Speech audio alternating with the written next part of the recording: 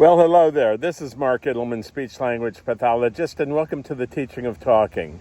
This particular video is going to be entitled Aphasia and Apraxia are like putting together jigsaw puzzles. Okay, so I told you a little bit about this on my last video, that I referenced a woman I'm working with who's been working with me for a long time, and she and her husband have really made significant progress in speaking clarity and the ability to speak and independently produce comments and phrases and questions.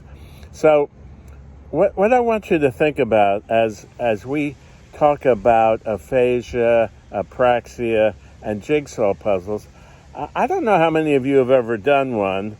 It was not one that I really enjoyed doing when I was a kid. I just didn't have the patience for it. But in my family, there would be a table set up somewhere, whether it was in the dining room or in the kitchen, or usually on a coffee table. And there would be a big box with a beautiful picture, and it would say something like 500 pieces. And I'll never forget just watching everybody as they opened up the box and they turned the open box over, and all the pieces came out on the table. And then you take your fingers and your hands and you'd spread the pieces out, but then you had to turn them all over so that you could see what each piece looked like and what the shape was. So you're going, well, yeah, okay, Mark, well, what's this got to do with speech therapy? Well, it's almost exactly the same thing as speech therapy. You have like 500 pieces, and within those 500 pieces are a bunch of sounds. They're all the vowel sounds, all the diphthongs, all the combination of vowels that make up words. And these are some of the pieces in the puzzle. Now, if you find the pieces of the puzzle and their vowels, well, that's great, but a vowel is only a small portion of a word. The vowel carries the voice.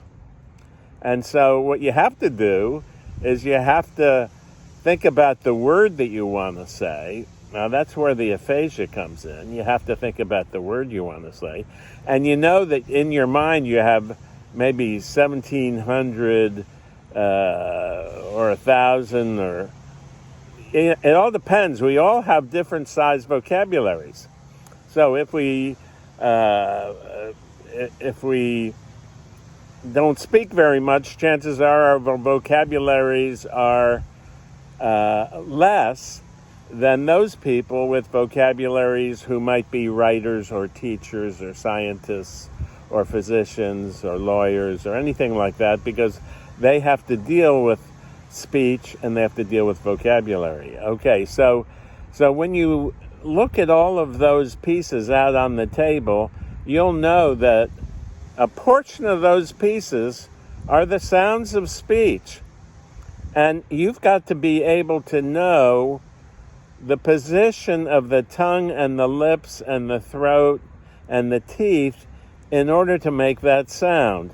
So it's sort of like, where do I put the vowel sounds if there is a piece for each vowel? Well, you have to put them next to other sounds, like other consonant sounds, like the P, B, M, or W, the T, D, N, L, S, SH, CH, or the L and L blends, the BL, the CL, the FL, the GL. You see, and then it goes on and on, the SH, the CH. So all of these sounds that I've just referenced are in words. And so what the job of the person is who's got aphasia and apraxia is they have all these pieces down on the puzzle, and they've got to put them together again to express an idea or a thought. So on that box is a picture of what the completed project will be, whether it's a windmill or flying birds or whatever it might be. Okay, that's the end result. And the end result you want is a person that you love, or you yourself, to be able to say words, to say what your opinion is, to ask for things, to state things, to express what they want to do, what they want to have, where they want to go, how they're feeling, all of those things. And to express ourselves and say anything, it requires that we chain words together, or a word, to express ourselves. So just look out over on that table right now and look at the 500 pieces, but in real life it's over probably 2,000 pieces that have to be put together meticulously and accurately in order to make the big picture. And for those with speaking difficulties, the big picture is being able to express words. Now that's why speech therapy to address aphasia and apraxia is no walk in the park. It takes time. It's very much like teaching a child how to speak. You have to walk through the vocabulary, you have to walk through the sounds, you have to show the child how to make the sound, all of those things. And you can do that to help people with aphasia and apraxia. And you can do that if you learn the teaching of talking method, which are two methods that I've written books about because I've worked with hundreds of people to help them speak again.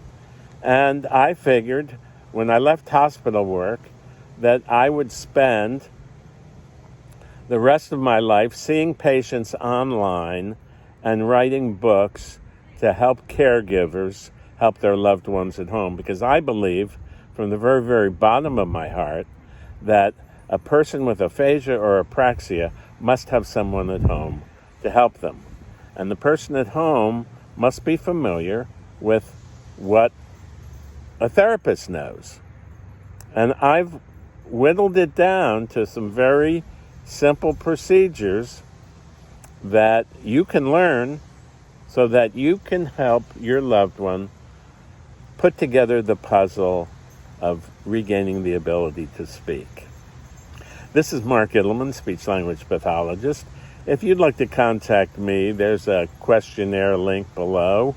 And if you'd like to speak with me personally, I have a free Get Acquainted call that I have with people. There's a questionnaire you can fill out.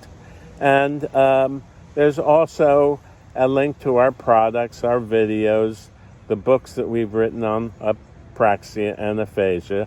But I want to say to you that you can read books about almost anything. But if you get a chance to hang out with the author and have that author specifically help guide you through the process of regaining speech and language function, that's really the very, very, very best that you can have. So if you're interested in the very, very best to help your loved one speak again, whether they have apraxia or whether they have aphasia, just give us a thumbs up and subscribe to this channel. And beneath the video, if you click on the title, you'll see a bunch of links so that you can contact me and you can get on our mailing list, and you can follow us on Facebook, or you can follow us on YouTube, or whatever it is you wish, so that you can learn the fine techniques of helping people talk again. You're not going to find it in an app. You're not going to find it in workbooks. You're going to find it by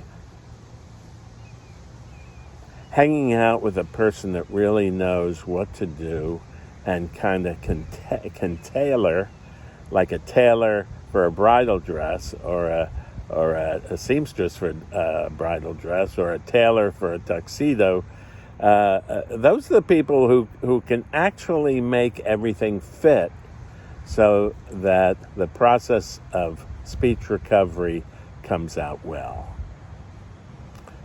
So, I wish you today a wonderful day, a wonderful week, a wonderful month, a wonderful year, and of course, a wonderful lifetime. Don't forget to give us a thumbs up and subscribe to our channel and reach out, because I'm here to help you. Bye-bye now.